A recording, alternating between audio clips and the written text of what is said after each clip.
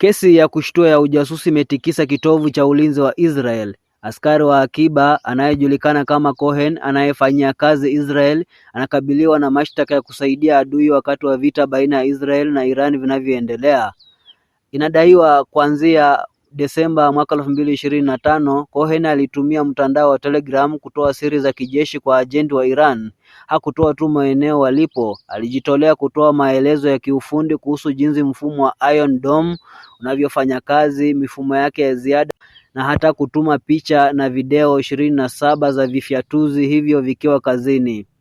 Taarifa hizo zilijumuisha maeneo ya kambi 7 za jeshi la anga na betri 2 za Iron Dome. Jambo la kutisha zaidi, alitoa mawasiliano ya siri ya mlinzi wa ikulu ya rais na hata ya jamaa yake ambaye ni rubani wa jeshi la anga. Wakati agent huyo alitumia picha ya dada yake Cohen kuwasiliana naye, mwanzo Cohen alikataa, na alipokataa ndiposa agent huyo wa Iran alimtishia kumwanika katika mamlaka ya usalama wa Israel. Hapo ndipo Cohen alimzuia na kufuta programu hiyo ya Telegram, lakini alikuwa tayari amechelewa. Chini ya kanuni za adhabu, kwa mfano kusaidia adui wako kama vile kutoa siri au taarifa zinazohatarisha usalama wa taifa lako, hubeba hukumu ya kifungo cha maisha au hata adhabu ya kifo.